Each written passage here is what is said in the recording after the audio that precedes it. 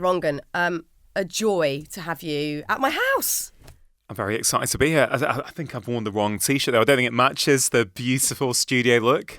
I like it. It's quite moody with the grey wall. It's cool. But I feel it should be more colourful. I'm all about colour. I'm about vibrancy. You saw me post on Instagram today. I needed a little extra boost in the sort of colour and I guess my own sort of suit of armour department to give me a boost. And I know from looking at your Instagram, you didn't sleep. I had a bad night last night. So I'm staying at a hotel in London, been there for a couple of nights, doing some interviews, and I woke up at 3:00. Yeah, horrible. In a hotel room by myself, wife's not here, kid's not here.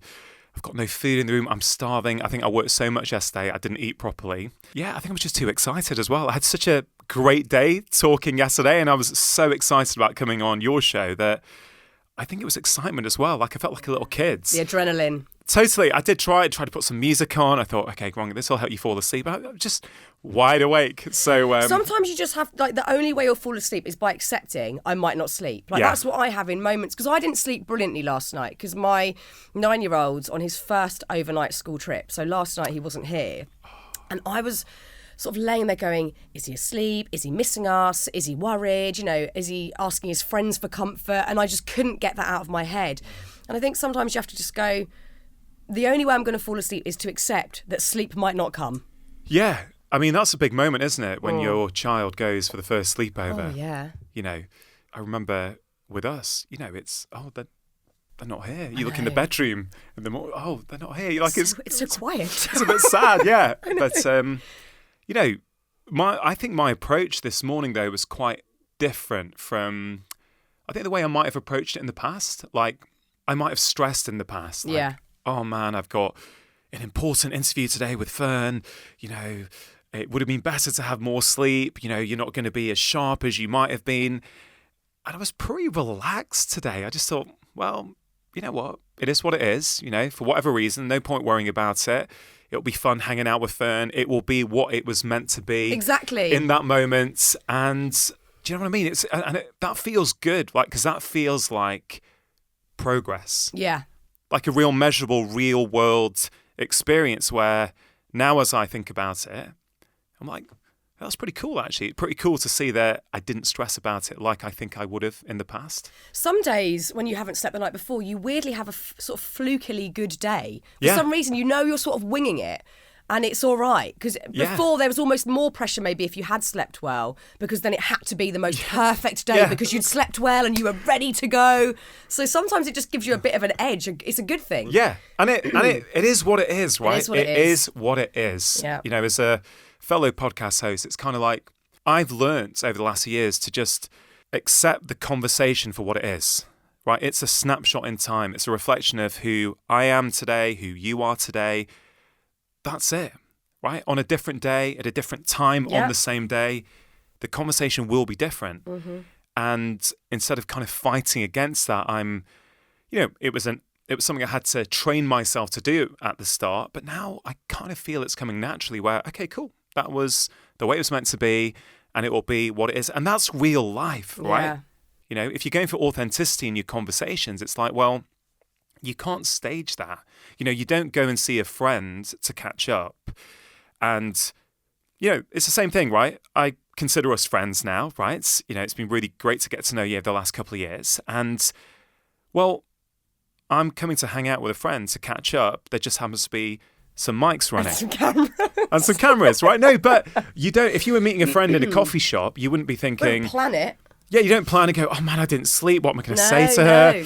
Or him, what am I going to say? I'm not going to be my best self. You're going to go, hey, you know what? I'm pretty knackered today. Whatever. Completely. That's real. I think that for both of us, during our sort of podcast experience over the last however many years, there has been some confidence building in that department that we're willing to show up and be how we are on any given day. So today, my energy's not maybe as up as it usually is, but I'm fine with it. And actually, when I came to your house a few months ago to go on your podcast, I was in grief. My cat had died literally 12 hours before. Yeah. I still felt that it was really important to show up because I thought it would be really interesting to for myself as an experiment to see, well, how will I be in the context of being in front of cameras and microphones, but in a very raw state, and not try and cover it over and just show up as I am, to really encourage other people to do the same in their working life, in their relationships, dynamics, rather than sort of suppress feelings and cover things over, but to show up as you are that day. And, you know, I'm very lucky that it was you that was on the receiving end of that sort of emotion and energy, because I knew that you would understand it and you would very sensitively sort of talk to me. But I think we all need to push ourselves to do that a bit more, show up how we are on any given day in any dynamic. We definitely do. And I think many of us struggle to do that. I struggled to do that. I would say for much of my life, I struggled to do that because I feel for so much of my life, you know, I had taken on this idea that I had to be a certain way in order to get love and acceptance. And I think many people feel that. Yeah. They feel, actually, the way I am is not good enough, so I have to be someone I'm not. And actually, it's really, really toxic on many levels. One way that I think we don't realise it's toxic is if you show up as someone other than you and you get validation for that version of yourself, now you've got a big problem because there's a fake version of you that's getting love and attention, right? So you've created the way I think about it is you've created this like fault line in your being and who you are. There's who you are and there's who you are being. And the wider that gap gets, the more frustration you're going to have in your life, the more compensations you're going to have. It's going to affect your health, your happiness, your relationships, how you feel about yourself. And also, you know, as a doctor, where's my bias here? My bias is, actually, that's affecting your behaviors. Right? You're coming in to see me as a patient with anxiety, right? Okay, great. Let me try and help you understand that. Let's try and figure out, where is that coming from in your life? And actually, I've gone through a process over the last few years, you know, with my medical hat on, of thinking, okay, what's the root cause of this patient's complaints? What's the root cause? And I've said for many years it's lifestyle, right?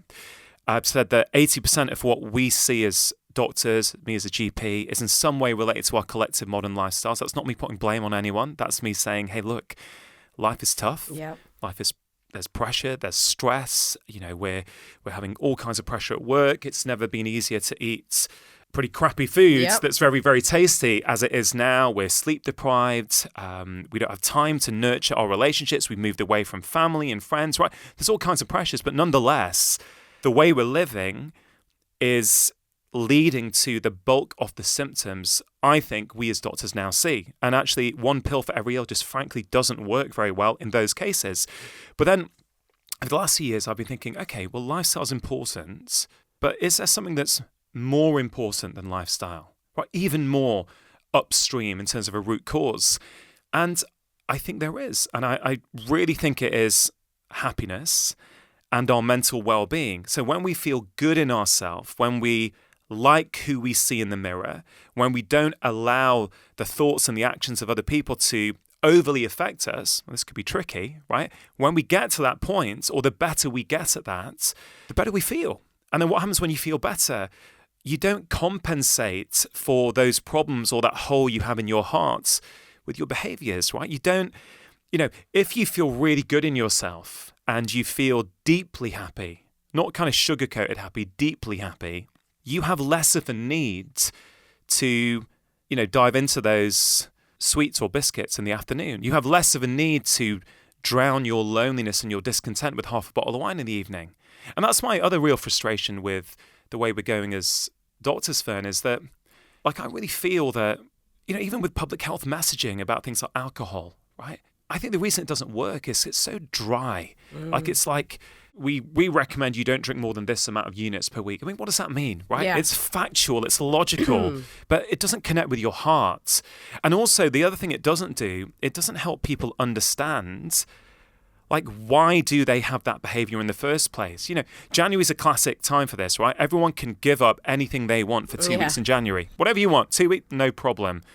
But then bit by bit, it creeps back in because you've tried to use willpower to solve a problem that's come from an underlying feeling of lack in some area in your life, right? And so we've got to really understand, all of us, myself included, that our behaviors, they all serve a purpose. They all serve a role. Like, you're never going to change it. You're never going to change it in the long term unless you take a bit of time to figure out, what role is this playing in my life? Yeah, and what is that root cause? Like, why are your actions stemming from this place, and what is it? And, you say in your new book, Happy Mind, Happy Life, that, you've seen so many patients over the years that have come to you with seemingly healthy lifestyles where they eat well, they exercise, but they have ailments, there's still ill health there. And the conclusion is that there's this lacking or this feeling or a hole that they're trying to fill. Does happiness, and I mean like true happiness, you talk about core happiness, does that always equal health? That's a great question. Does it always equal health? I don't think I can say it always equals health. I don't think I can say definitively 100% of the time for every single person that will equal health. Of course, there are some genetic things that may predispose you to certain things, just to be super clear. But regarding the lifestyle-driven illnesses and complaints that most of us, many of us are suffering from, I would say it will definitely improve your health. Wherever you currently are, if you can improve your levels of core happiness, if you can improve your mental well-being, I actually think it will absolutely lead to better physical health in the majority of cases. There's a lot of powerful research that supports this. There's very, very strong links now between happiness and health. When you are happier, you are healthier.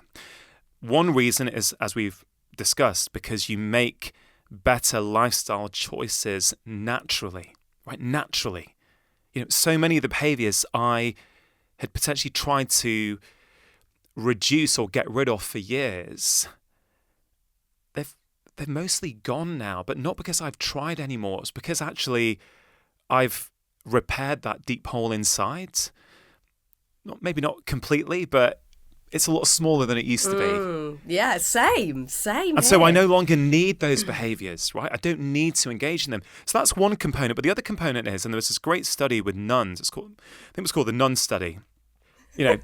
Pretty amazing name for a study with nuns, I think it's called the Nun Study. That could be the fact that I was up since 3, in terms of my articulation of that. But let's go with it. This gorgeous study with nuns, which basically, they tracked these nuns throughout the course of their life. And what was really amazing, Fearne, is that they all had the same lifestyle. So when they accounted for lifestyle, their diets, their exercise habits, their sleep, even then, the happier nuns lived longer. They were healthier, right? So I think it's reasonable now for us to conclude that independently, happiness, true happiness, what I call core happiness, will make most of us significantly healthier, and it makes it easier. So what is core happiness? Let's break this down. Explain what your definition of that is. Happiness is, I think, a really interesting term and concept. I think it's almost becoming unfashionable now to talk about happiness. Yeah, I hate that. Yeah. I mean, that's all I talk about is happiness. And I'm saying that on Happy Place, right? But I think the reason, I think people think we shouldn't be, that shouldn't be the goal anymore. Yeah. A lot of people are saying that. A lot of people are saying it's about meaning and purpose, not happiness. I actually disagree with that. I think that's a partial truth. Same. I feel that in my heart, and I don't even know why. I feel that's wrong. Well, I've really tried to unpick that this year when writing the book, because I think I was trying to go, why is it that so many people are anti-happiness now? And I think it's because we misunderstand what it is. We think it's that billboard image, right, where it's the happy family smiling on the beach and the ocean's there behind them, right? That's happiness. Well, is it? That's a pleasurable experience. That can play a role in a happy life. But I don't think that's happiness in and of itself. No, it's not inner happiness. It's not inner happiness, right? So I was trying to come up with a model of happiness that not only helps people understand it, but also they can use with their day-to-day life, that they can use it and go, oh, right, happiness is a skill. Like happiness is something I can get better at. Happiness is not a destination. It's a journey. It's a direction that you choose to take in life. It's not that final destination. That's where I think we get it wrong, right? So core happiness for me is I want people to think of it like a three-legged stool, right? So it's a stool, and the three legs are alignment, contentment, and control, right? So alignment, what does alignment mean? When I say alignment, what I mean is when your inner values and your external actions are the same. Yeah. When the person who you really want to be inside and the person you are actually being out in the world are one and the same, that's when you are aligned. So anything you do in life that makes you more aligned is going to strengthen that leg of the stool, and it means you are becoming happier, right? So that's one component, but it's not everything. It's one component. The next one is contentment. So contentment is about calm and feeling at peace in the moment, but also with your life and your decisions, right? That's what contentment is. And then the third one is control. And you know what it's like when you're writing? I wrestled with this word control for ages. I thought, is this the right word? Is this going to get misconstrued? Does it hold true in every situation? That's when I thought I'd cracked this model. I thought, I think this holds true in every single situation. And when I say control, I don't mean I want people to be able to control the world. The world is inherently uncontrollable. Yeah. But what can you do to give yourself a sense of control, right? What are the small things you can do each day that give you a sense of control? Because we know from the research, right? People who have a sense of control over their lives, they're healthier, they're happier, they have better relationships, they have longer relationships, they earn more money. All the things that people are craving, you get it when you have that sense of control. So, these are the three things that make up what I call core happiness, as opposed to what I call junk happiness, right? So junk happiness is the opposite. Junk happiness is what I think many people think happiness is, right? It's the feeling you might get after having a chocolate bar or having a gamble or getting a new pair of shoes. Yeah. And to be clear, right? I'm not saying there's anything necessarily wrong with junk happiness. It's if you engage in junk happiness too often, right? Or I think if you mistake that for core happiness, that's when the problem lies. And I think for people to really understand the difference, I use the example of drinking alcohol, right? So it's in the intention. So if you go to a bar, or let's say you go out for a meal with a close friend and you want half a glass of red wine to enjoy it with your friend and bond. Okay, that is one thing. If you need half a bottle of wine each night to numb your loneliness or the fact that you hate your job, it's the same drug, but it has a completely different effect. It's got a very different intention. And we've all got a go-to junk happiness habit. It can be anything, Instagram, shopping, pornography, which is a massive issue these days. Right? There's so many things. And what I want people to really understand is core happiness is a skill, right? You can do a small thing every day and you are moving towards it. And, Fearne, can I just address another myth about happiness, I think, which it's about this kind of big smile that we have on our face all the time. Complete nonsense, right? You came to my house in a very trying time for you, right? Your cat was of 20 years? Yeah. She had died the day before. Yeah. I mean, how are you doing with all that, by the way? Is it good? I think what I let myself do that week was really grieve. Yeah. And occasionally, like I said to you on the podcast, people might think this is disproportionate to the situation because it's a cat, but I felt it and I just let myself sit in it. And it was probably the best thing I could have done because I had a whole week where, I cried on the train home from your house and then I went for walks the next day and cried. And I'm not saying this for sympathy. I had contentment within that experience. It felt like I was connecting to her. I felt connected to life. I just felt very alive. I wasn't trying to numb it. I was very content in it. And I know with other forms of grief that might not be possible because it's too awful and too confronting. But I was definitely able to do that week. And now I feel, you're left with all the lovely memories and the good bits, but I'm not still in that space. As I hear you explain that, it's fascinating. If I put that through the model of the core happiness stool, I think the way you processed your grief and your emotions that week is absolutely strengthening your core happiness. I think it's two legs. You mentioned contentment, right? So you felt content and calm and at peace in that that sort of probably rich cauldron of emotions that were coming up, right? Yeah. But you also aligned, right? So you don't have to have a smile on your face to have this deep level of core happiness, right? If you came on my show and had a big smile on your face and were pretending that everything was okay, here's the problem. On the inside, you're crying, you're really upset, you feel sad, and on the outside, you're trying to pretend that that's not happening. Yeah. Now, there may be a role for that in certain instances in life, but you were sad, but you were aligned. Yeah. Right? And so you were happy.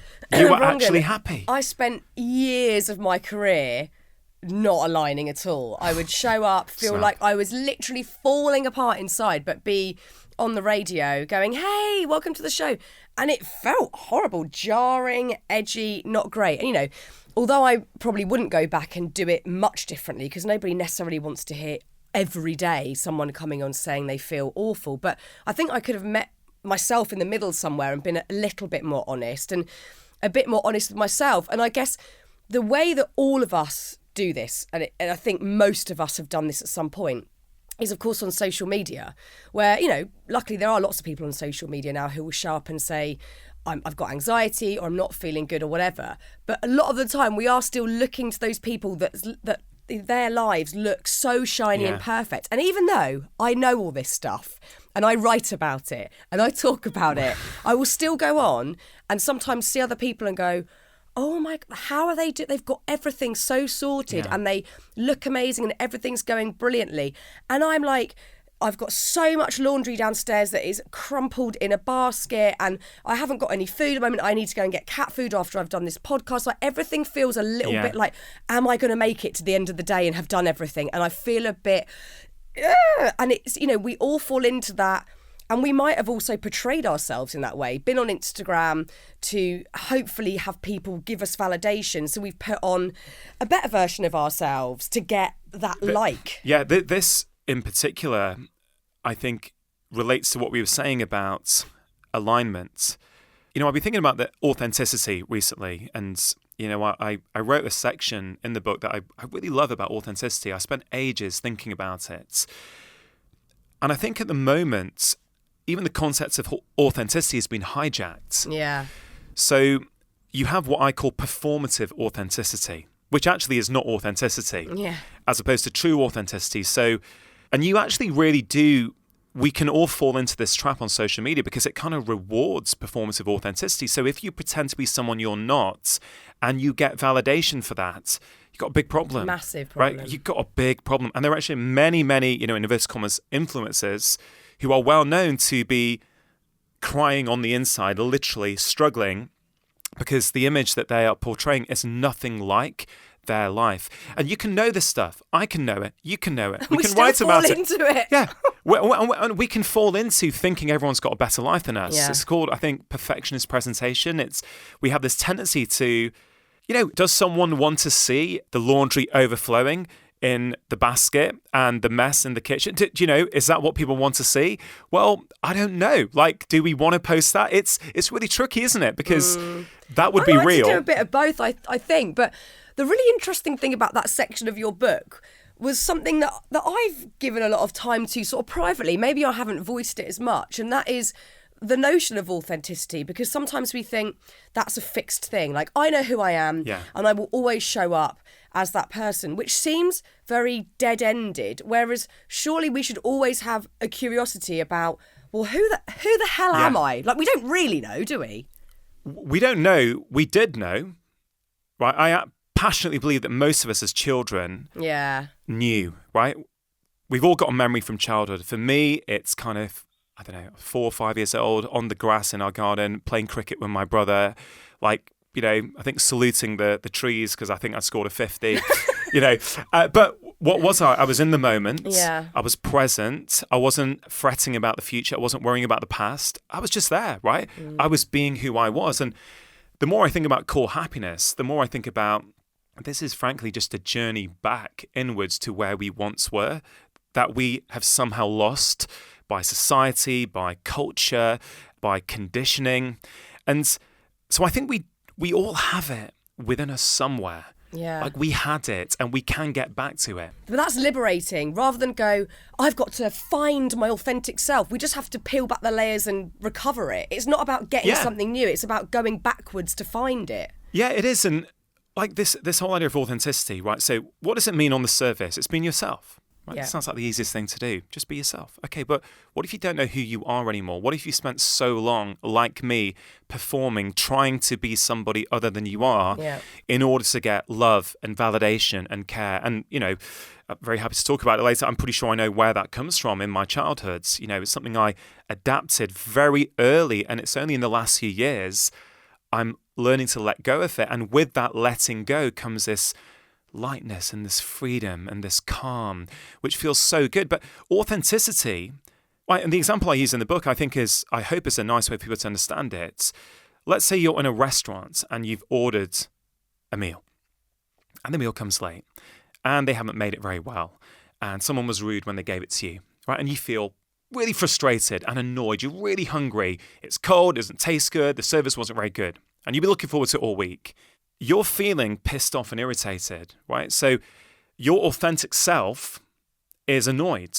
So here's the question. When the waiter or waitress comes next to the table, is being authentic expressing that annoyance and irritability and frustration to that waiter or waitress who probably had nothing to do with it? They were probably just doing their job and bringing whatever was there out. Is that being authentic? I'm not sure it is, because if you go back to values, and this is where you understand what your alignment is, you go back to your values. If one of your values is kindness, being rude to the waiter and waitress isn't in keeping with your values. So it's like, well, who is my authentic self? Is it me, or do I have to act in a certain way to be accepted? So it gets confusing, so right? Confusing. So I literally, for those 4 pages in the book, it took me 4 weeks to crack this, right? I couldn't quite make sense of it. And the way I think about it now, it's about integrity. So I want people, whenever they think about authenticity, I want them to think about integrity. And essentially what I'm saying is, know how you really are feeling, right? But also choose to act as the person you want to be. And I think sometimes there's a subtle difference there. It's like, it's not about forgetting who you are. It's recognizing, okay, I'm sad, I'm pissed off, I was really looking forward to this meal.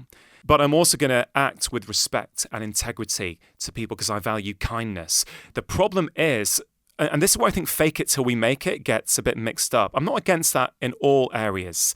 But if you're constantly faking it, you forget who you are. If you're constantly being a people pleaser like me, although I would describe myself as a people pleaser in recovery now. Yeah, I'm with you. Well, you don't know who you are because all you've ever done is do things that other people want, right? So that's no good either. Sure, everyone loved me, right? Rangan's really cool. He's trustworthy. He's never causes a fuss. Okay, great. But in the meantime, I'm not having my own needs met. So it's a combination. There's a subtlety. And, my conclusion is, Fearne, that you can only become the person who you want to be when you're able to accept and acknowledge the person who you currently are now. Yeah. Acceptance is such a huge part of it. There was a line that jumped out of me in your book. It's, I think, one of the most important parts of the book, because we could all set off reading your new book going, right, I know what I need to do now. But unless you've got this fundamental in place, none of it's going to work. And I'll read the line. I think I wrote it down verbatim. It's just not possible to achieve long-time health and happiness if you hate yourself. I mean, it's so simple, but that's it. If you don't like yourself, you can drink all the green juice, you can try and be kinder, you can try and work out who the hell you are, but it's not going to stick. It's not going to stick. Yeah. And I reckon 99% of people listening to this, myself included, have a problem with this. I will sort of have undulating acceptance and love of myself, and then it will very quickly dwindle when something goes wrong or I'm feeling a bit flat. Like I had it earlier this week, just going, I just feel like nothing is sort of going how I want it to, and I've lost that sort of manifesting element of things that I'm usually really into, and then I can quickly go into self-loathing a bit. I'm not being the parent I want to be, and when we go back to that, looking at that leg of the stool and looking at alignment, when we know we're a bit off, it's so easy to slip into self-hatred or self-loathing. So how do we start to cultivate that? Whether it's acceptance as the first sort of rung on the ladder, or we're moving up to liking or loving ourselves, how do we cultivate that? The first step is awareness. Like, this is probably one of the most important lessons I've learned in over 20 years of seeing patients. You're never going to make a long-term change to your behaviour until you become aware. Right, it's what I was hinting at before when we white knuckle it for 2 or 3 weeks, we cut out the sugar, we cut out the booze, whatever, but it comes back because we haven't addressed the root cause. So even the awareness that actually I'm not that kind to myself, I talk to myself really negatively in my head or even out loud, right? That's a very powerful first step. It doesn't mean you can necessarily change it straight away, but even having that awareness, I didn't know that for years that I did that, right? Most of my adult life, I didn't realize I did that. When you're aware, you're like, oh, because when you can catch yourself, then you can start to change. So why is it that so many of us don't like ourselves? I know that for most of it comes down to our childhood, right? So if I could share my story here, I remember coming back from school as a kid, if I got 19 out of 20 in a test, my parents would say, why didn't you get 20? Right? If I got 99%, like, okay, why don't you get 100? That was my reality. That was my norm, right? I didn't know anything different. But over the last few years, as I've gone inside and not looked to the world around me to be responsible for my happiness and looked inward to go, okay, come on, let's figure this out. Let's figure out why you get triggered in certain ways. Let's figure out why you have these patterns. I'm like, oh, wow. I, at a very young age, took on the belief that it's only when I win and I'm the best and I succeed that I get love and validation. So I internalize that. That becomes my entire life, right? I have had this really strong attachment to success and being number one, right? And on the outside, it can look as though you're doing well. Yeah. Right? But on the inside, it's like, I know Pippa, a good friend of mine, was on the show recently. Yeah, Dr. Pippa Grange. Pippa talks about winning deep or winning shallow. I've won shallow for a lot of my life. And it's interesting, as I was unpicking this for this book, I went around to mums. Like, I see mum most days. I help look after her, help give her breakfast, either me or my brother. And I said, hey, mum, can I ask you, why did you say that to me when I was a kid? What? I mean, how did that go down? That's a scary conversation.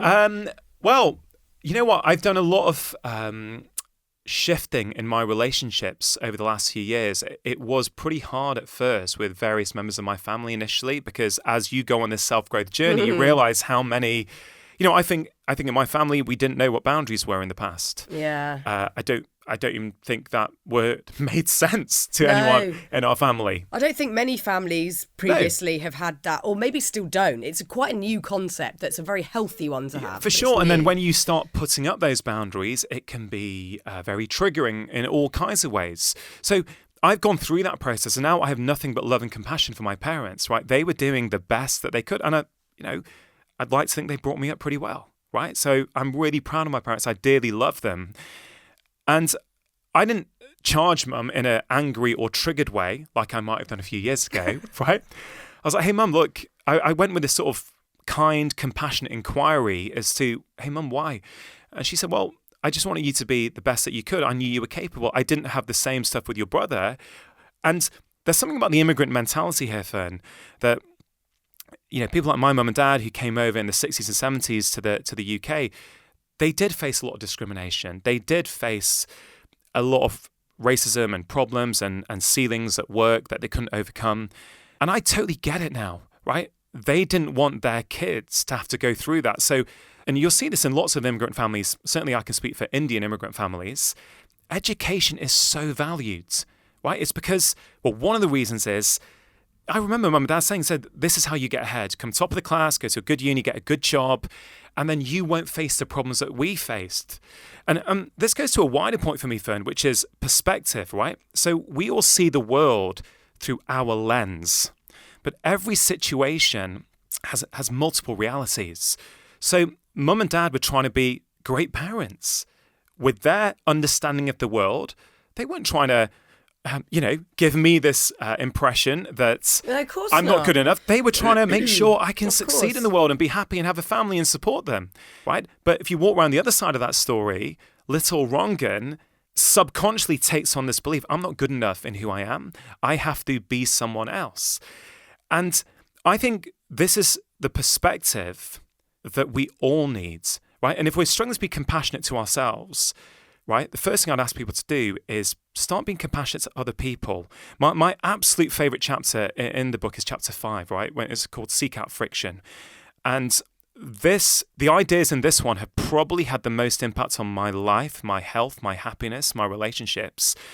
And it's this idea that it's this phrase really, which is, if you were the other person, you'd be acting in exactly the same way. When you really, really sit with that thought, what I'm trying to say with that phrase is, if you were that person, if you had their childhood, if you had their parents, if you had their bullying at school, if you had their first toxic boss, right, whatever, if you had their life, you would absolutely be acting in the same way. Yeah. And if you think you wouldn't, I very humbly invite you to consider that this may be your ego talking.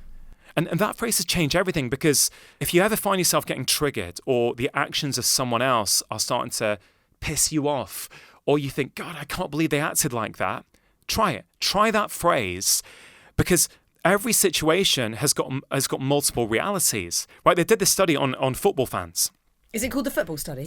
You know what? I don't know the name to my hand. I'm going to look it up afterwards and find the name, and then I can maybe I'll record it. We can drop it in, the actual official name. But essentially, there was an incident that happened on the pitch, and they interviewed both sets of fans afterwards. Same incident, everyone can see the incident. Two completely different perspectives on what happens. Right, so what does that tell us? It's perspective. Everything is perspective. What does that tell us about our own relationships? If two partners have an argument, let's say the typical marital arguments, the stereotypical I can draw one of those circumstances up pretty quickly, Rangan. Right. So in that situation, there's two realities, right? You will have a view of what happened. Yeah. Your husband will have a view of what happened. And a lot of the time, they will be different. Yeah. And so when you really But get... I'm still right? We're still right. Well, exactly. But the point I'm trying to make is once... I really think this is life-changing. Yeah. It certainly has been for me.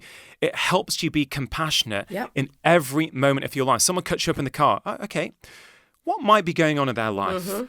Instead of going, I can't believe they did that. They should know better. They shouldn't be on the roads. You can tell yourself that story, but what does that story do for you? I say in every situation, choose a happiness story. Yeah. Right? You can do that. It's a skill. You can get better at it. You can practice. But it could be, oh, you know what? Maybe his daughter had earache last night and was up and he's knackered. Maybe, you know what? There's a lot of financial pressure at home. You know what? He thinks he's going to lose his job, so he's just trying to get to work so his boss doesn't find out. Whatever it is, right? March 2020, lockdown comes in.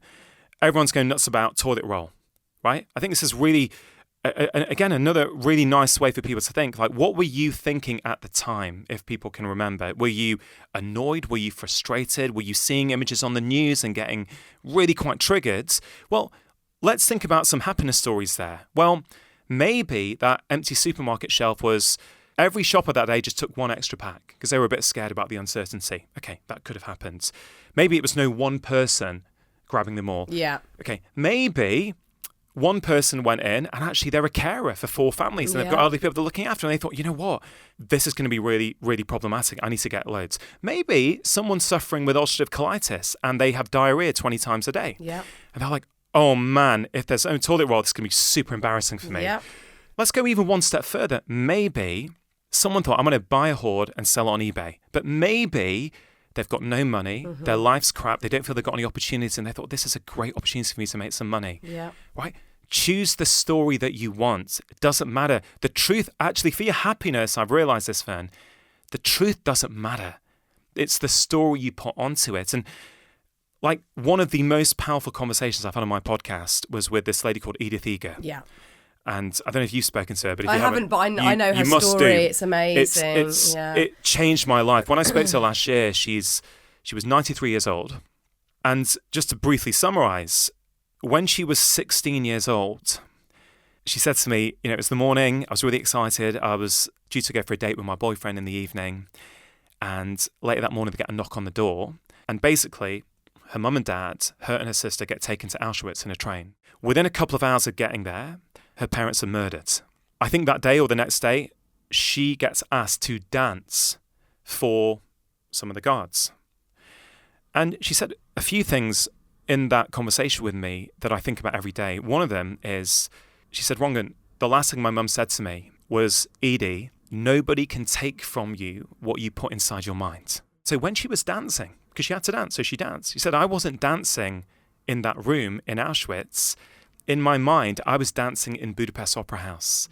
There was an orchestra playing. I had a beautiful dress on. There was a full house, right, in her mind, right? So that's what she did in that moment. Then she said, when I was in Auschwitz, I wasn't the prisoner. I looked at the prison guards. I thought, they're the ones who are not free. I'm free. Right? I am free. They're the ones who are not living their life and are trapped. And this is the phrase, right, that I'm pretty sure not a day goes by where I don't think about this. And she said, Rangan, listen, I've been through the hell of Auschwitz, but I can tell you this. The greatest prison you will ever live in is a prison you create inside your mind. Yeah. And what I take from that is, if Edith Eger, in the absolute hell and torment of Auschwitz, after her parents had been murdered, right? If in that moment she is able to choose a different story, right? Choose a different perspective. Well, I kind of humbly suggest that most of us in our lives, we could probably do that as well. We can. We forget we've got the propensity to do so because we are so used to, it's a habit, habitually we go to the negative story, often putting ourselves as a victim, not in drastic ways. It could just be like the person that's cut you up is an arsehole and they're impacting your day negatively. We're so used to doing that, we forget there's another option altogether. And just rewinding slightly, you said, well, what happens in those moments? We all know, but we dismiss this on a minute-by-minute basis. Whenever we feel tense or stressed or we've chosen the negative story, if we've got mental things, cognitively we're feeling stressed and awful, it's going to affect our bodies. We dismiss this. We go, no, it's just thought, it's just my brain. And then when you get an ailment, you think, well, what's going on there? What's wrong with me? Have I picked up this achy arm or whatever, or my back's hurting? It's the same thing, cognitive to physical manifestation. It's all the same thing, but we dismiss this we totally on a daily basis. I'd even go as far as say the medical profession dismiss this, right? It's not commonly known. We're not taught about this, but more and more as I look at my patients, our emotional well-being, how we think about ourselves, how we talk about ourselves, man, that influences, on some level, most of the patients I see. There's so much research on this, an inability to forgive, right? Holding on to hostility, anger. These are associated with negative health outcomes, autoimmune disease, cancer, heart disease, strokes. Because this emotional tension, you are literally holding on. It changes your physiology. It changes who you are. Why is a doctor like me writing a book on happiness? Because happiness equals health in so many situations. And that negative voice in our head, when we say, oh, you idiot, you loser, can't believe you did that. Hey, man, I know that's the fun because that's how I used to talk to myself, right? We all do it. But here's the thing. We think it's trivial. We think it doesn't matter. Actually, Professor Kristen Neff, who's probably one of the world's leading experts in self-compassion, she has shown that when we do that, we activate our stress response. Yep. So your body, on some level, thinks it's running away from a tiger every time you say, oh, you stupid idiot, you loser. Now, going back to your question, what can people do? Check yourself. First of all, try and be compassionate to other people. Try and use those tools that I mentioned. If you struggle at first, keep practicing. It gets easier. I can do that now, Fearne, pretty automatically. Yeah. Right, but I've been practicing for about 4 years. It's practice. It's practice. It's a skill. Happiness is a skill. Exactly. We don't want to hear that maybe discipline's involved, that there's a sort of skill set to it. We think it's kind of gifted to the remarkable few, or it's exclusive to a certain group of people. But if you know it's a skill, it's liberating, but you do have to put the work in. You've got to put the work in. And how are we meant to know it as a skill, right? When did we learn the skill of happiness? No, we did not. I didn't learn it as a kid. I didn't learn it at school. I didn't learn it from my parents. I certainly did not learn it from society, which gave me a very different idea of what happiness is, which is, better job, better, more money, a nicer phone, a nicer car. Not that I care about cars, but, whatever people do care about. We sign this, what I call the adulthood contract, and we forget what it truly is. But it is a skill that you can practice and you get better at it. Like the thing I do on a daily basis to kind of what I think all this sort of comes under for me when choose a different story, make that person a hero is another way I talk to people about it. In any situation like where you get triggered, how can you make them a hero? Right? I think it's such a beautifully simple sentiment that it changes how you think about what story can I write that makes them a hero? So I now seek out social friction every day. And it used to really bother me. I used to get really triggered. Why are they saying this? Right? I mean, you've been in the media for years, Fearne.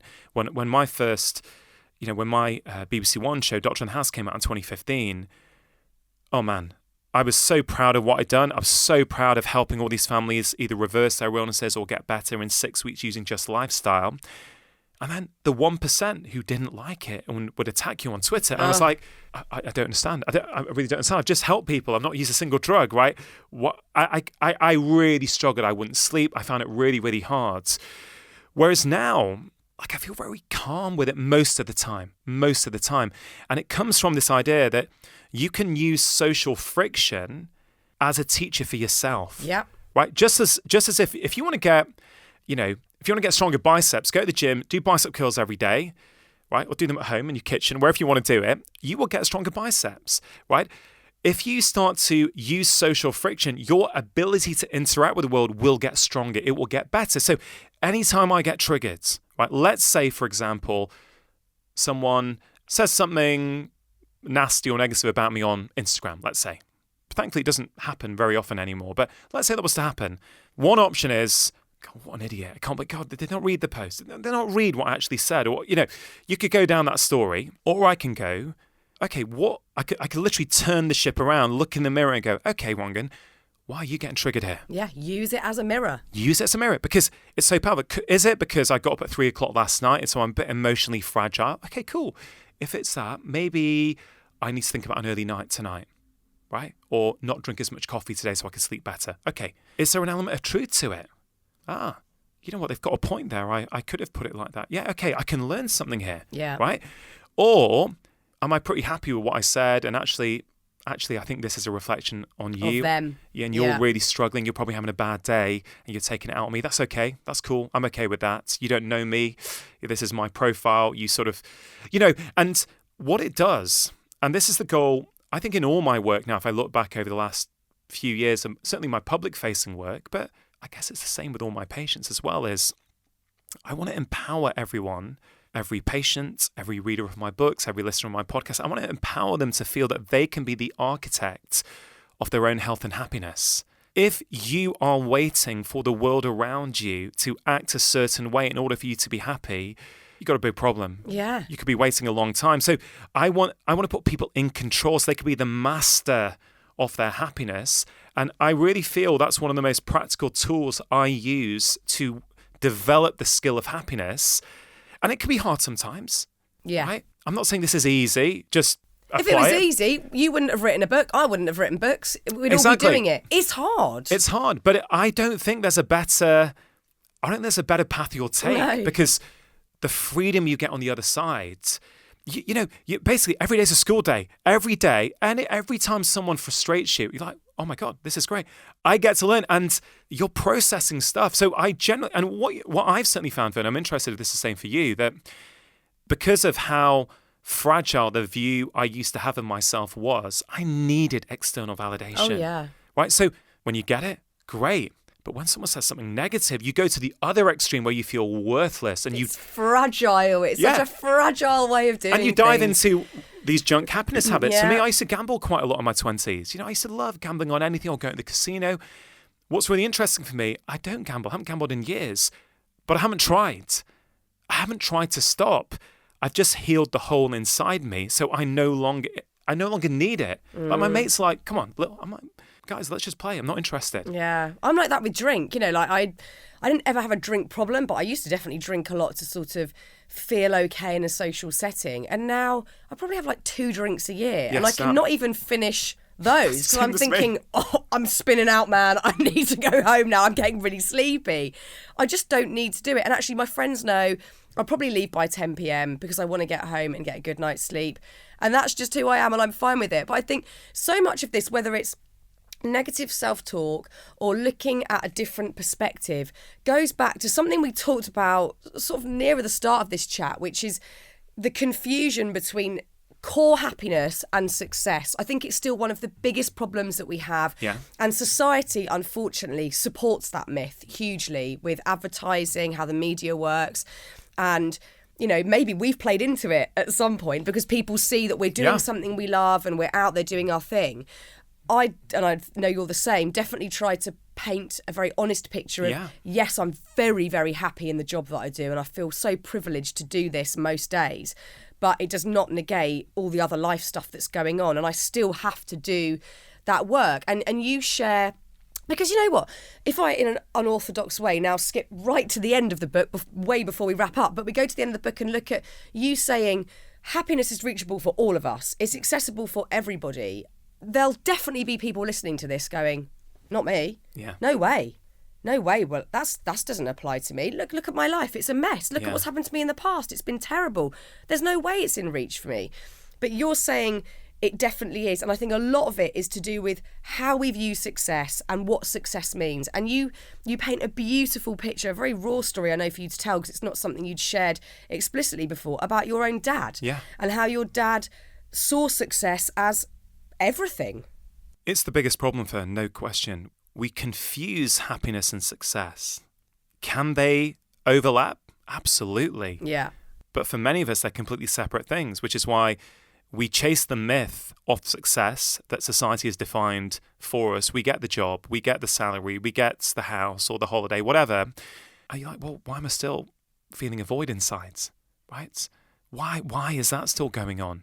And, you know, Dad's story is, you know, Dad came to the UK in 1962. So back then, the UK had a shortage of doctors, so they went to recruit doctors from the Indian subcontinent. Dad was one of 8. Dad saw this as an opportunity to give his family a better life, more predictability, money, stability. So Dad came over, you know, worked super hard, worked like a madman, frankly, if I'm honest, right? And I say that with love for my dad.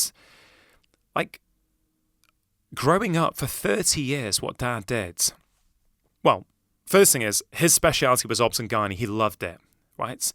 And here's the thing about that. He never complained to me once until he was on his deathbed. Never once. Dad would train people, right? I've heard since Dad died, again, Dad never said this, colleagues of his say your dad was a brilliant surgeon. Like, what? Dad used to operate. I didn't even know that. Wow. Dad did obs and gynae for years. And then essentially what happened is he told me then, you know, I would train the local doctors, I'd teach them how to do stuff, and then a few years later they were jumping me. This kept happening, and I just knew I was never going to get a promotion. I was never going up the ladder, you know, which is a very common story. You talk to a lot of Indian doctors back in the 60s in the UK, they'll tell you the same story. There was a ceiling in terms of how far you could go. So for his family, for stability, to get consultant grade, he moved to a speciality that frankly he didn't enjoy, he didn't want to do, but he did it for his family. And then when he was doing that, he was a consultant in Manchester. He would only sleep 3 nights a week. So he would do his job, his one job as a consultant. And then 4 nights a week, Dad would do GP night calls. I remember Dad would come home at about 5:30 or 6. Mum would have dinner ready for him. He'd have dinner. Then he'd go up and shave. Then a car would pick him up at 7 in the evening. He comes back at about 7 a.m., comes in, has a shower, shaves, has breakfast, and drives into Manchester. Oh, right, he did that for 30 years. I don't understand it. How? 30 years now. Did he earn decent money? Yeah. He sent loads back to his family. Me and my brother had a brilliant education. I had a great start in life in terms of from the outside. Of course, I never saw my dad. Yeah. Dad was never around. So on the outside, I had a great start. I never saw Dad's, but I had a great education. And Dad came down at like 58, 59. I was at uni at the time. This is one of the reasons I still live in the Northwest. I moved back to help look after Dad. So most of my adult life until he died 9 years ago was orientated around Dad and caring for him.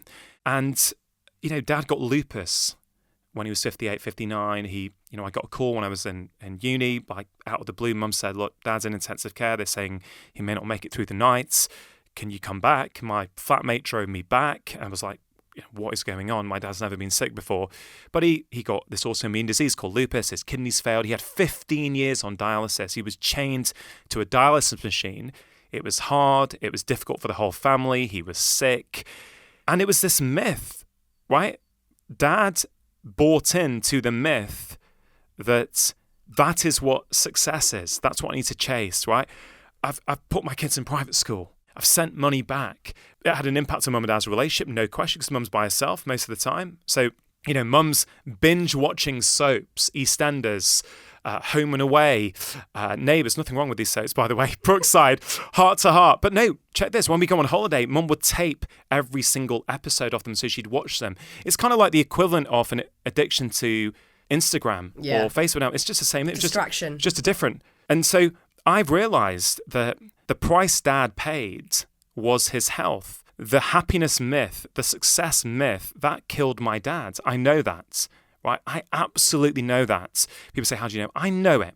Talk to Mum, talk to my family, and I now know the science, which I didn't know then, in terms of what chronic stress does to your immune system, what chronic sleep deprivation does, right? So I know full well the damage that causes. I'll also come from the other perspective, though, Fearne, and it's really important that Dad did what he thought he had to do, right? So Dad leaves his family, his friends. He comes to a different country, knows no one. And you know what? I think they've done a great job. Like, I think me and my brother are pretty nice people. I think we pretty kind to people. We look after people. I think we're trying our best to make the world a better place. So it's not as if I'm saying what he did was wrong. Dad did what he thought he had to do. Yeah. But what I want to do is learn from that. Okay, well, I don't need to do what you did, Dad. You've given me opportunity. I don't need to. And if I ever find myself working too hard, which I often do, okay, wrong. And here's the thing. Dad did what he had to do, but the tragedy would be if you don't learn from that and you don't take a different path. Right, so that's Dad's story. But many people will be listening to this, Fearne, and going, yeah, I'm probably working too hard. I'm probably killing it. I had this patient once, 35-year-old chap. I think this beautifully illustrates this myth. Right, from the outside, he's crushing it. Runs his own business, drives a sports car, goes on nice holidays. Right, he was working 7 days a week. He came in to see me. He says, Doc, I think I might have depression. Right, sometimes I lie in bed in the morning. I don't want to get out. I'm struggling with motivation. He was just going through all these symptoms that are consistent with depression. And I checked him out. We did some tests. And as I got to know him and I chatted to him, I said, hey, do you ever hang out with your friends? Right, he was quite a lucky guy in the sense that he grew up in the village where he was still working in the kind of town and village where he grew up. So his friends were around, but he never saw them. He actually said to me, well, I kind of see what they're up to on Facebook. Wow. Yeah. Right? He kind of thought he was keeping in touch. And the prescription I gave him, which I appreciate is a bit irregular for a doctor, but I said, okay, listen, what I want you to do is once a week for the next few weeks, I want you to see one of your friends in person and have a conversation with them. He's like, what is that? I said, yeah, just let's try that. I'll give you an appointment now. Try that, see what happens. I can't tell you, Fearne, it was like I learned so much with him because he came back 6 weeks later like a different person. And I said, what happened? He goes, look, Doc, I feel great, right? Things just feel completely different. I feel I've got my lust for life back. I said, what did you do? And he said, well, we started off, a few of us meeting on a Sunday morning in the local cafe and we chew the fat over a latte. And then a few of us decided to get together for a bit of five-a-side once a week. This guy did not have a serotonin deficiency in his body. Yeah. He didn't have an antidepressant deficiency. This guy had a friendship, a relationship, a connection deficiency because he was chasing this idea of success, right? So all he does is see his mates. They thought he was crushing at life. They had no idea that he's struggling. And it's changed everything. And I've seen that over and over again. That's core happiness. That's core happiness. Because, again, it's that myth of success. Like, all of us look at successful people. And, you give the example in the book of when you were a kid idolising Tiger Woods and thinking, this guy has it all going on. He's talented. He's skillful. He's out there. People are cheering without knowing all the other stuff going on in his life. Do you think there's always a trade-off with success? Because I was thinking about this last night. If I look at people who are super, super successful, who are absolutely smashing it in every area. And I can even look at my own life. I am successful in areas of work, but I know my own trade-offs. My two priorities are family and work, and I haven't left much room for anything else. And I say I haven't because I've made the choice. I don't see my friends enough. I don't do things for fun enough. I put everything into work and family, and I've sort of made peace with it, but I still think it doesn't have to stay like that. I think that's the key, right? So that last thing you just said, it doesn't have to stay there. Let's take the pressure off ourselves, right? This is a journey. It's not a one hit where you find this mythical work-life balance where you've got it all. Life doesn't work like that. For me, it's just about small progress, right? Can I be aware, recognize that I've made trade-offs? Many people aren't even recognizing that. Recognize that I made trade-offs, and then choose some slightly different options tomorrow or the day after or next week. So that's the first thing I'd say. And this other question, then I thought about this so much.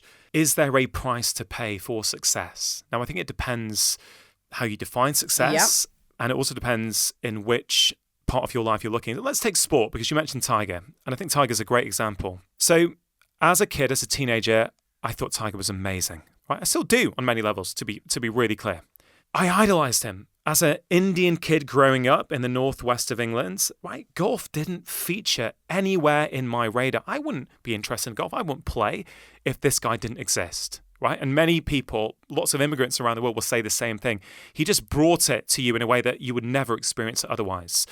But the problem is we're putting people on a pedestal, and I've been super guilty of this in my life. And it's something that I really think hero worship is a massive problem, actually. Yeah. And I think I have been... It's interesting. My wife and I have such different views on this. She's never worshipped heroes. Really? Yeah. I had I had a John Bon Jovi life size on my wall, right, at 14 or 15. So I think we're allowed to idolise him. I think he breaks the rules. He breaks the rule. Well, I think we worship the wrong heroes in society. So here's the thing. If I worship Tiger, I think, wow, he's amazing. I think I want to be Tiger Woods when I really don't, right? First of all, if I want to play golf like him, let's be realistic. I don't have 8 hours a day to practice, number one. I don't have the talent that he's got. This is an unachievable aspiration, number one. Number two is if you put people on those pedestals, when imperfect humans, like we all are, make mistakes, we get all agitated and we just want to attack them and go, you've conned us, this is a myth. Hold on a minute. That happens in football, like every all match. All the time. It's a real problem, this, because actually, let's step back to compassion. If you actually unpick Tiger's story and his childhoods and the fact that literally since he came out the womb, he has been trained to be the world's best golfer. His dad would shout racist abuse at him as a 5-year-old to train him. He says, son, you're going to get us on the golf course. You have to phase it out. So then people think, oh, he's cold when he does interviews. He doesn't let people know because he's been trained to not let people in. And then here's the other thing. How many young men at 20 earning the amount of money he was earning, going around the world, probably having people of all walks of life literally, throwing themselves at him. I'm not just talking about girls, just attention in general. How many people would absolutely behave like a saint? Being in the public eye is such a mind fuck, to use some really awful language there, but it's the only way that describes it. I don't know how anyone stays sane in it. I certainly haven't over the years. So I think it goes back to that worshipping people and just going, oh, they're amazing. But look at why they're making the choices they're making when they are knocked off the pedestal. Look at what is going on around them. It's not all roses and sunshine. Listen, I grew up in Manchester. Football was a huge part of, teenage life. Interestingly enough, I've gone to the other extreme now where I don't follow it at all. But I was an addict for years. And I remember, on the Monday, there'd be a headline and we'd all talk about school. Oh, I can't believe this player's done that. Now I'm like, man, how immature was I at that time? Of course, young players, some people, when they get all this fame, all this money, all this adulation, all this ego elevating behavior around them, of course some people are going to make mistakes. We all do. Yeah. And whether we're a famous footballer or not. Exactly. So if you're going to worship Tiger, you've got to worship every aspect of him. You've got to worship the painkiller addiction. You've got to worship the broken marriage. You've got to worship the struggles. Right? You can't just take one aspect of him like many of us do. We think we want to be Tiger. We don't. Right?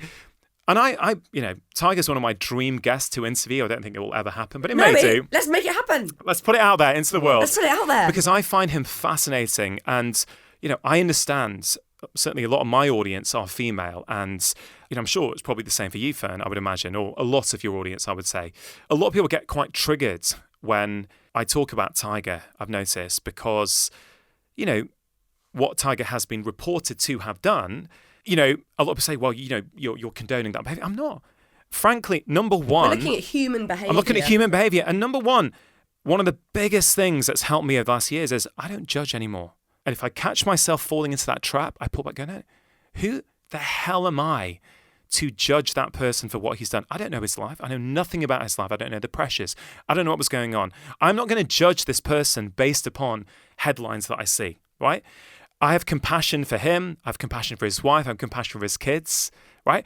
It's not for me to judge. And I do wonder if he could look back now, and I think the same with Michael Jordan. Like when I see Michael Jordan interviewed, I don't see a happy, content person. I see someone who used every little bit of negativity to turn it around to motivate himself to be the best. Sure, he was the best. Were they happy? Were they happy? Are they happy? I know loads of very successful people who have a big inkling and not very happy. And again, people don't necessarily like to hear that. Like, well, it's all right for them or whatever. But, and at a point I was seen as very successful on Radio 1, paparazzi following me. I was deeply unhappy, and it's uncomfortable to people to hear that. And I wonder why, because I still do. I have idolised people hugely, and I still can have that perspective over certain people in the public eye, whether it's like Meryl Streep, who I just think is like untouchable, or Oprah Winfrey. Do you think we do that to keep ourselves smaller? Because we think, well, I could never be like that. They're otherworldly. They're super special. And it stops us from thinking we could ever do anything big, grand, or whatever. Yeah, I think it's almost maybe even a protective mechanism on some level. But it kind of, what you said there was so fascinating. It kind of works both ways. So when we elevate someone else, by default, we're lowering us relative to them. Yeah. Right? When we judge someone else, we're doing the opposite. We are putting them down to artificially elevate ourselves, right? So it works kind of both ways. And judgment, I've realized, for most of us, if not all of us, actually comes from a place of inadequacy. When we don't feel good in who we are, it's junk happiness for a short time. Can't believe they behaved like that. Can't believe they did that. Bit of a gossip. Hey, we've all done it. I'm here. We've all done it. We've all done it. But it doesn't help you. It doesn't feed your core happiness. It feeds junk happiness, because by doing that, it's just artificial. It's not long lasting. And if people are thinking, okay, great, right, but what do I do? Do you remember that exercise I did with you when you came on my podcast? And I think it's such a simple exercise that really is very, very powerful. And do you mind if I share it? No, please do. It's so powerful. I love doing that with you. It was there's two parts. It's basically how do you start redefining success? Society's defined it for us. How can we redefine it?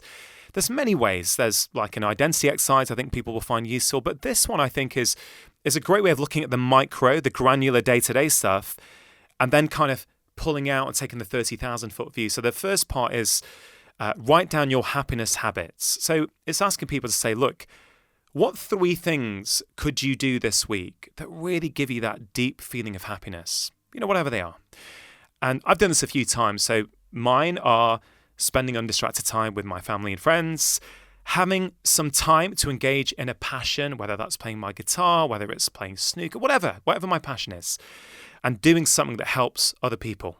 I've refined this over time. If I do those 3 things each week, that really feeds me and who I am.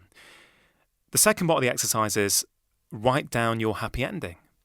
So that's basically going to the end of your life, right? Imagine you're on your deathbeds and have a think, what are 3 things that you will want to have done in your life? Again, this has been a process of refining and refining. But for me, it's like I will want to have spent quality time with friends and family. I want to help other people in some way. And I love getting passionate about stuff and doing things and trying to go for mastery in certain things. So I want to have had time to engage in things that I'm truly passionate about. And then what you can do, you go back to the first exercise. Once you know your happy ending, you go, okay, are these 3 happiness habits, if I do them, or I try to do them each week, is that going to get me to my happy ending? So simple, but it doesn't mean you're going to get it straight away. But it helps to reframe. You go, you know what? I say health is important to me, yet I've had 4 takeaways this week and I've not had any time to move my body. Comes down to alignment as well. You think health is your value, but you're not showing yourself that it is. You say you value your friends and family. I can be guilty of this. It's like, well, how much undistracted time did you spend with them this week? And then you can actually refine it further and go, so for me, for example, I sometimes go, okay, this week, if I have 5 undistracted meals with Vid and the kids, I am meeting, in many ways, that goal of undistracted time with them. Yeah. Right? There's something magical about 4. And this is the other thing I've learned, is that a happy life, I really think, ultimately, it's an intentional life. Right? It's allowing you to be present in every moment, getting to that point where you're making the decisions in your life, not the world around you, not the people around you. Is it easy? Absolutely not. Is it worth it? 100% yes. It is. And you said something so important a moment ago, which is whatever that happiness looks like for you, say you are thinking about the end of your life, it's bespoke. Whereas I think the general consensus is, well, it's subliminal, but it's been prescribed to us that it's success, it's money, it's having loads of friends and partying or whatever. I mean, my God, I've learned all that the hard way. Yeah. That is not what my happiness looks like. Normally, my happiness is I'm on my own and I'm painting a picture and Exactly. I'm literally buzzing with joy. So you have to go inwards to find out what it is. It's a bespoke practice. And I think, how I'd like to sort of round things up is that this is all totally doable. Your book describes this perfectly and illustrates many very practical things that we can all do. But it does require a bit of work. And usually we don't want to hear that. We want a quick fix, a new me in January, a quick diet, a quick mindfulness exercise, and we're done. And this is a life's work every day. Yeah. It is unique. If I just take the first point about the happy ending being unique, which I found that really interesting. Of course it is. I think her name is Bronnie Care, is it? 5 Regrets of the Dying? I don't know I think you'd love it, Fearne. I think the 5 Regrets of Dying, I think she is a palliative care nurse, and she's been with loads of people on their deathbeds. And there are 5 common things that she hears, right? I wish I'd worked less. I'd wish I'd spent more time with my friends and family. I wish I'd had the courage to be myself. I wish I'd had the courage to express my emotions. I wish I'd allowed myself to be happy. Right? So yes, it's unique to a certain degree, but there are some common themes that people say at the end of their life consistently. Relationships, nurturing those relationships is always there for most people. I wish I'd spent more time with my friends and family. And as I say that, I'm thinking, okay, Rangan, you need to make a few more changes. Same here, shit. Right? So that's one component. But yes, it does require work. But, I always want to make things feel accessible, right? What we've spoken about today, there's nothing that we've spoken about, if I'm recalling correctly, that costs any money. A lot of what I'm asking, or I'm not even asking, I'm inviting you to consider may help you in your life, doesn't actually take as long as you think, right? There's 10 chapters in the book. Each chapter has a principle or a life lesson, not a rule, right? A principle that I'm convinced, because I had to narrow it down from 30 to 10. I was like, how can I get it? What does this hold true for everyone in every situation? And I passionately believe that each of these 10 principles, if you start applying them a little bit, they will make you happier than you currently are. Whether you're close to burnout, whether you're stressed out, whether you're tired, you think you can't see hope at the moment, or whether you think, life's not bad, but I think I could be getting something a bit more out of it than I currently am. And my sort of thought to people is, look, pick one thing. Maybe from this conversation, just pick one thing, one little thing that you thought, yeah, you know what, I could do a bit of work there. Maybe it's choose a happiness story. Every time you get a bit of friction, try it. It really doesn't take long. You could do it in the car, on the train, maybe when the kids have gone to bed, just for 5 minutes. I promise, even that practice alone will start to change things, your energy, how you feel about yourself, how you feel about the world.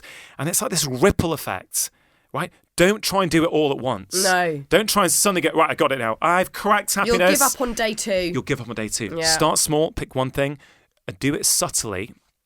And you will find in a week, you'll be a subtly different person. In 2 or 3 months, you'll be transformed. People around you will notice it. And when you feel you're reverting back, don't beat yourself up. Go, oh, okay, great. What an opportunity. Be curious, right? I've got another opportunity to learn about myself. Do you know what I mean? Yeah.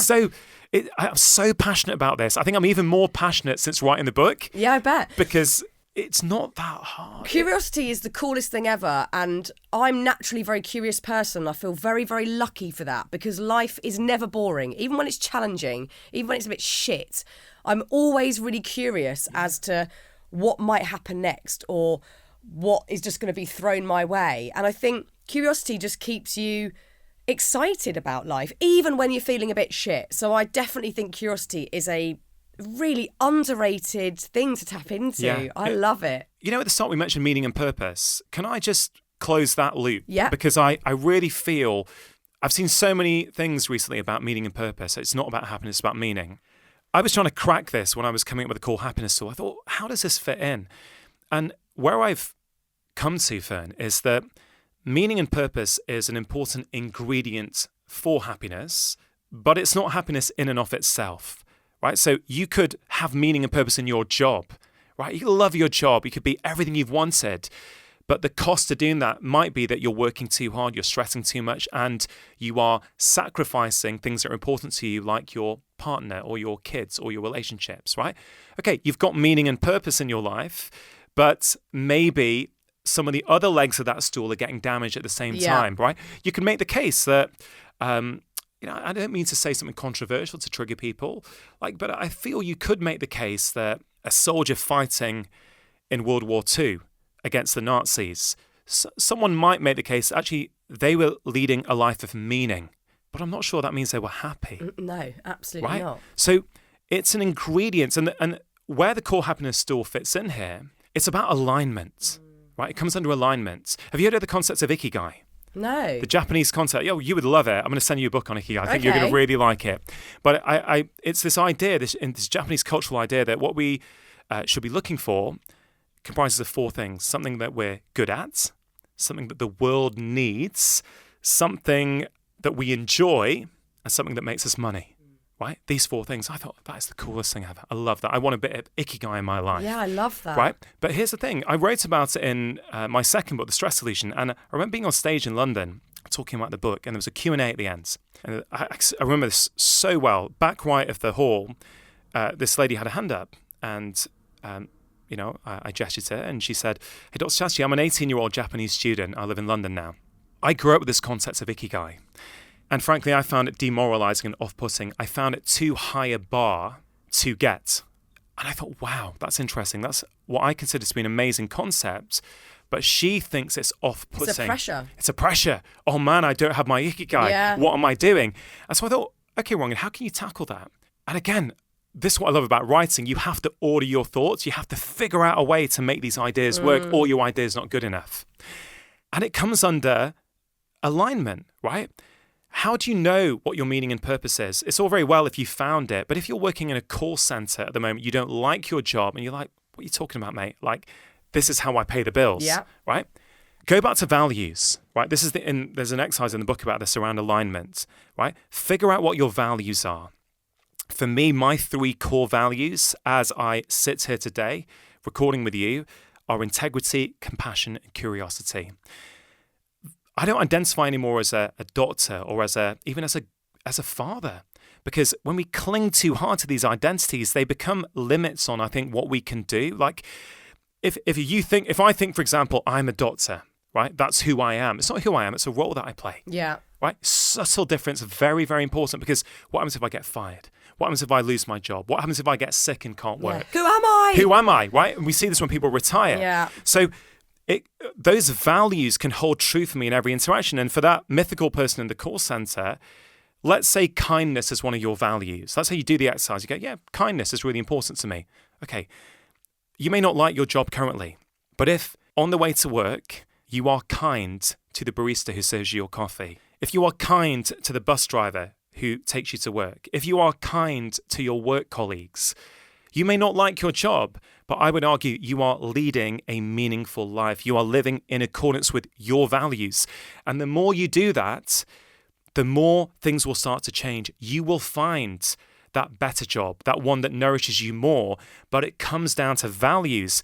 Once you start living in alignment, meaning and purpose are natural consequences of that. They're consequences. Do you know what I mean? Did that make sense? It does. I think you summarised it perfectly by saying they're consequences, because when we sort of strive for them initially, it's confusing. Like, what the fuck is what is meaning? Yeah.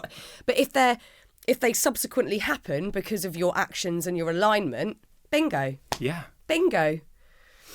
I think you've just summed up life, Rangan. Before we finish, I would just want to acknowledge you, because I think you're a really special person. I think what you give to the world, the way you post about things with authenticity, the way you share your struggles, the things that you've gone through, the way that you curate this and the festival, I think it's having an impact on so many people. I think it's what the world needs, and I think it's really incredible what you're doing.